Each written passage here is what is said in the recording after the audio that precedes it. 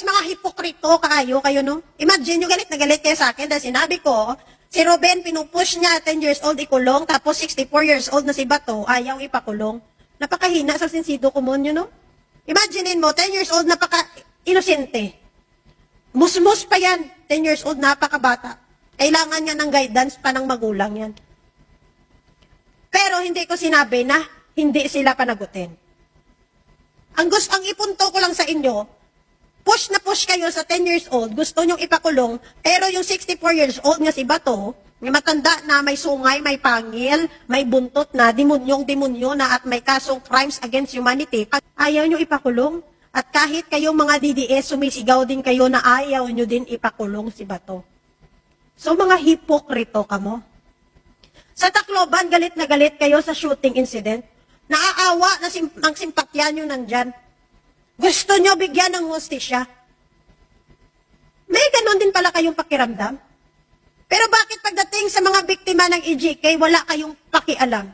Bakit pagdating sa EJK, pinagtawanan nyo lang? Tandaan nyo, may mga bata din dyan na nadamay. May 3 years old pa nga eh. Natatandaan nyo? Hindi lang 1, 2, 3 ang pinatay dyan sa EJK.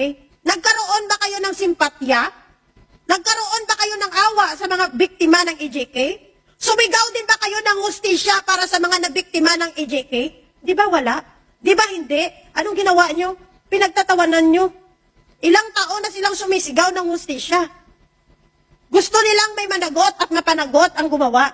Pero kayo sinuportahan nyo pa. Sinuportahan nyo pa ang tao na nag-utos na pagpatayin yung mga kapwa nyo Pilipino. Ang mga hipokrito sa inyo. Para sabihin nyo sa akin na wala akong pakialam sa mga namatayan sa Tacloban. Kung paano ang sigaw ko na hustisya sa biktima ng EJK, ganyan din ang sigaw ko dyan sa mga namatay dyan sa Tacloban. Kaya wag nyo akong yudiputa, baliktarin yung mga animal kamo.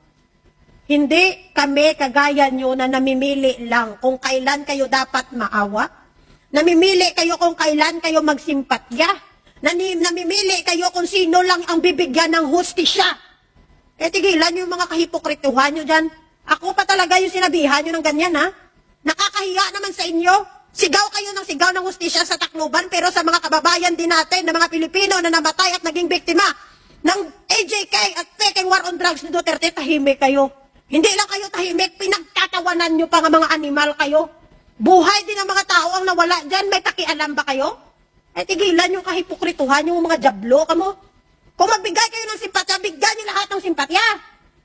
Hindi yung pipiliin mo lang kung sino bibigyan ng simpatya. O sino ngayon sa atin yung walang pakialam sa buhay ng mga kababayan natin. Eh tigilan yung comment sa akin dyan na wala akong pakialam kasi hindi ko daw pamilya yung binaril. Ay mga animal kamo. Sino bang matuwa sa nangyari dyan? Hindi naman ako kagaya nyo, natuwang-tuwa pa nga kayo sa mga namatay sa EJK eh. Pumapalakpa kayo, pinipraise nyo pa si Duterte sa ginawa niya, di ba? Mga hipokrito nga mga animal ni.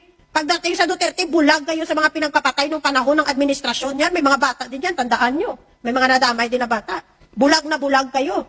Oh, mga hipokrito ni mga jablo ni ay.